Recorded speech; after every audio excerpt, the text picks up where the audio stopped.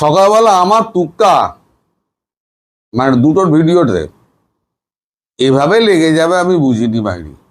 আমি লিখেছিলাম কি কি হতে পারে, অনুকূল পরিবেশ সৃষ্টি না হলে পরে মাল যাবে না, এরকম একটা কিছু আমি লিখেছিলাম হেডলাইনে, থাম্বনেলে। আর তার পরেই খবর পেলাম আমাদের কেন্দ্রীয় ministry of food and distribution, খাদ্য সরবরাহ মন্ত্রী প্রহ্লাদ যোশী, তিনি এফসিআই যত আছে সবাইকে ডেকে পাঠিয়েছেন, নিশ্চয়ই মোদিজির নির্দেশে।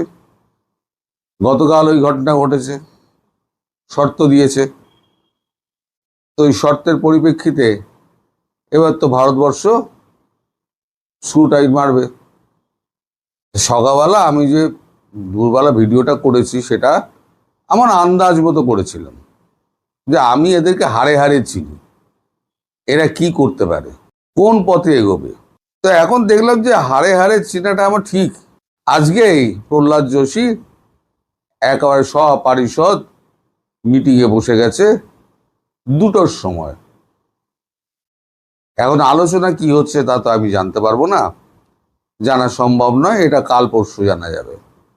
তো ব্যাপারটা যে বাংলাদেশকে ঘিরে সেটা কিন্তু একেবারে আমি নিশ্চিত। আমি আজকে আপনাদের কতগুলো খবর দেব, সবার শেষে দেব শেখ হাসিনাকে নিয়ে একটি চমকপ্রদ খবর, যেটা বাংলাদেশ সরকার ভাবতে পারছে না।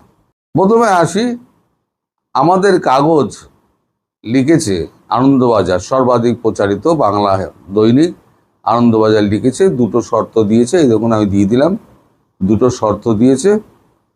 এই 2টো শর্ত না মানলে পরে মানে অনুকূল পরিবেশ হচ্ছে না, তাই তারেক রহমানের ঘোষা হয়েছে তিনি আসবেন না। ঘোষা কথাটা লিখেনি, ওটা আমার ভাষা। তো যেখানে বড় বড় করে লেখা হয়েছে না, তার জন্য উপহারের ডালি সাজিয়ে বসানো রেখে দেওয়া হয়েছিল। আমি জানি ডালিগুলো কি কি বলুন তো, সেটা হচ্ছে গঙ্গা এবং তিস্তার জলবন্টন চুক্তি। কারণ এখন এখানে শুভেন্দু অধিকারী বিজেপির রয়েছে, মমতা বন্দ্যোপাধ্যায় নেই যে বাগড়া দেবেন। এই 2টো জলবন্টন চুক্তি, কিছুটা প্রধানমন্ত্রী একদম মধ্যখানে কোনো লোক নেই, আলোচনা একেবারে 80 ভাগ এগিয়ে যেত। দ্বিতীয় হচ্ছে পণ্য সরবরাহ, তৃতীয় হচ্ছে ট্রান্সশিপমেন্ট, এবং চতুর্থ হচ্ছে ভিসা, অবাধ ভিসা আর কি। আপাতত এই 4টি নিয়ে আলোচনা হওয়ার কথা ছিল। এখন শেখ হাসিনাকে মধ্যখানে এনে এরা যে গড়বড়টা করে ফেললো, শেখ হাসিনাকে ইস্যু করে দেশটার 12টা বাজালো। আর শেখ হাসিনা একটা ব্যক্তি, তার সঙ্গে দেশকে জড়াচ্ছ কেন? এটা কোন দেশের কূটনীতি? এরা কূটনীতি কও জানে না। কূটনীতি কিভাবে করতে হয়, শত্রুর সঙ্গে হাত মেলালেও মুখে কিন্তু একটা মৃদু হাসি থাকে এবং বডি ল্যাঙ্গুয়েজ খুব পজিটিভ থাকে। তারেক রহমান যদি এটা করতেন সব ভয়কে উপেক্ষা করে, তাহলে কিন্তু দেশটা বেঁচে যেত এবং তারেক রহমানের কপালে কিন্তু দুঃখ থাকতো না। কিন্তু তারেক রহমান করলেন ঠিক উল্টো। যদি এতই ভয়, তাহলে প্রধানমন্ত্রী হতে গেছিলেন কেন বাংলাদেশের মতো একটা রাষ্ট্রের? যদি আপনার দম না থাকে, নরেন্দ্র মোদী দেওয়ার জন্য রেডি হয়েছিলেন, কিন্তু আপনাদের কাজ। এখন নরেন্দ্র মোদী বলছেন যে আমরা এখন আদালতে যাব।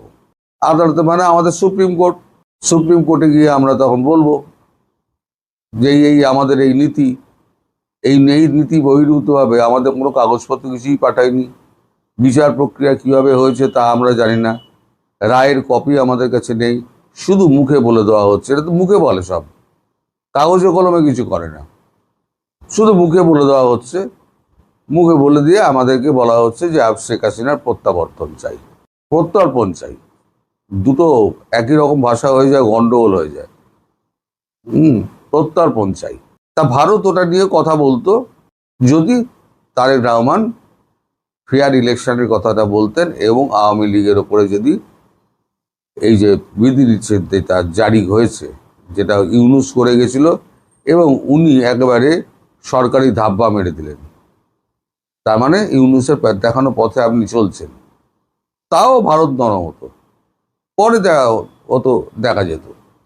কারণ ভারত তো মূল্য দিয়েছিল, জয়শঙ্করজিকে পাঠিয়ে তো মূল্য দিয়েছিল। কালকে নোট অফ ভারওয়াল দিয়েছে যে 23, 22, 23, 24 এই 3 দিনের মধ্যে আসলে আসুন, না হলে পরে আর আবার সময় হবে না, দিয়ে দিয়েছে। এই তো প্রত্যর্পণ চুক্তি, সেও হয়তো প্রত্যর্পণ হয়ে যেত আপনার ওই যে হাদির হত্যাকাণ্ডের, সেটাও একটা গিয়ে বলতে পারতেন। এখন আমাদের দেশের যে আইন তো চলে আমাদের একেবারে লিখিত যে কেতাব রয়েছে, সেই কেতাব অনুযায়ী, তার বাইরে এক বিন্দু যাবে না। সে সরকারের পক্ষে যাক, সরকারের বিপক্ষে যাক। এখন আপনারা তো সেই সুযোগটা নিলেন না। এখন শেখ হাসিনার ব্যাপারটা পুরোপুরি আদালতের হাতে চলে গেল। তার থেকেও একটা বড় খবর আছে।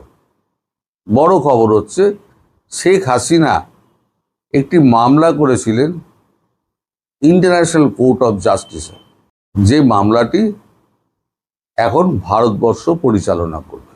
ইন্টারন্যাশনাল কোর্ট অফ জাস্টিসে যে কাগজপত্র উনি যা জমা দিয়েছেন, তাতে এটা পরিষ্কার হয়ে যাবে। এবং হরিশ সালভে, যিনি আমাদের হয়ে গভর্নমেন্ট অফ ইন্ডিয়ার হয়ে লড়বে, এ খবরটা আমি আগেও করেছিলাম। গভর্নমেন্ট অফ ইন্ডিয়ার হয়ে লড়বে যে হরিশ সালভে, গভর্নমেন্ট অফ ইন্ডিয়াই অ্যাপয়েন্টমেন্ট দেবে, তিনি অ্যাটর্নি জেনারেল অ্যাপয়েন্টমেন্ট দেবে। তিনি যখন মামলা লড়বেন, ওই পাকিস্তানি কুলভূষণ যাদব, যাকে ধোকা বেড়ে ইরানের বর্ডার থেকে তুলে নিয়ে গিয়েছিল পাকিস্তান, আজ পর্যন্ত ফাঁসি দিতে পারেনি, আজ পর্যন্ত না। শেখ হাসিনাকে কি করবে, যখন কাগজপত্র ফেলবে ইন্টারন্যাশনাল কোর্ট অফ জাস্টিসে, আইসিজেতে, তখন কিন্তু ইন্টারন্যাশনাল কোর্ট অফ জাস্টিস বলবে না, তিনি বৈধ প্রধানমন্ত্রী। আর আইসিজে যদি বলে দেয় বৈধ প্রধানমন্ত্রী একবার, তাহলে পৃথিবীর কারোর বাবার সাধ্য নেই যে তারেক রহমান আপনি গদিতে বসে থাকবেন।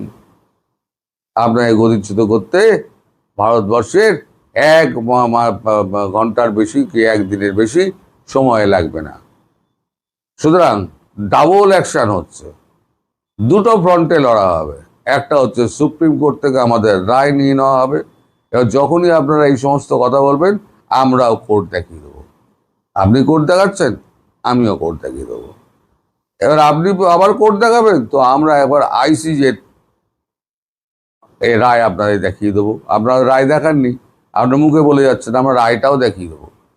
রায়টা দেখিয়ে দিয়ে এইবারেতে আমেরিকা, ভারত যৌথভাবে শেখ হাসিনাকে প্রধানমন্ত্রী হিসেবে দেশে প্রতিস্থাপন করবে। হ্যাঁ, আইসিজের রায়টা হাতে এলে দেশে শেখ হাসিনা তার আগে দেশে ফিরে যান, কোনো অসুবিধে নেই। আইসিজের রায় হাতে এলে ভারতবর্ষ শেখ হাসিনাকে প্রধানমন্ত্রী হিসেবে ওই পদে বসিয়ে দেবে। আপনাদের যদি সাধ্য থাকে তাহলে আপনারা আটকে দেখান। আর তার আগে এই যে আমি একটা মশলা ছেড়ে দিয়েছিলাম, সেটা যে কাটে কাটে লিখে যাবে সেটা তো বুঝিনি। তার আগে এই সমস্ত মালপত্র, হরদীপ সিং পুরীকে ডাকলো বলে, মানে পেট্রোলিয়াম মন্ত্রী, আজকে যখন প্রহ্লাদ যোশী বসেছে, তাহলে রাত্রির দিকে নিশ্চয়ই হরদীপ পুরী নিশ্চয়ই বসবেন। আর তিনি বসলে পেট্রোলিয়ামও গেল। আর আমাদের আদানি তো হচ্ছে আপনার প্রাইভেট অর্গানাইজেশন, সে তো বিজেপির দয়ায়, মোদি দয়ায় বেঁচে আছে। মোদিজির পায়ের কাছে পড়ে থাকেন দিন রাত আম্বানি আর আদানি। তা আদানিকে ডেকে বলবে যে আদানি কারেন্ট হাফ করে দাও, কি 1/4 করে দাও। আদানির সঙ্গে সঙ্গে 1/4 করে দেবে, বাকিটা আমাদের ন্যাশনাল গ্রিডে দিয়ে দেবে, কারণ তার তো কোনো ক্ষতি নেই। সে যদি একটু প্রধানমন্ত্রী খুশি করতে পারে, তাহলে পরে তো লাফাতে লাফাতে চলে যাবে। তাহলে আপনাদের ভাগ্যে কি জুটলো? আপনাদের ভাগ্যে জুটলো, আদালত দেখিয়েছেন না, আপনাদের ভাগ্যে জুটলো, আপনার শর্ত দিয়েছেন, তাই ভারত শর্ত দেবে না। ভারত শুধু কাগজগুলো জোগাড় করছে একটা হচ্ছে সুপ্রিম কোর্টের রায়, আর একটা হচ্ছে আইসিজের রায়। তারপরে শেখ হাসিনা আমার কথা মতো প্রধানমন্ত্রী পদে আবার পুনর্বহাল হবেন এবং দেশ শাসন করবেন। আপনারা তখন আর শোষিত জাতি হিসেবে আর পৃথিবীর বুকে পরিচিতি পাবেন না। আপনারা আবার একটা উন্নয়নশীল দেশ হিসেবে নিজেদেরকে তুলে ধরবেন, এই আশায় রেখে আমি আজকে ভিডিও এখানে শেষ করছি। সবাই ভালো থাকবেন, সুস্থ থাকবেন এবং সাবধানে থাকবেন। নমস্কার।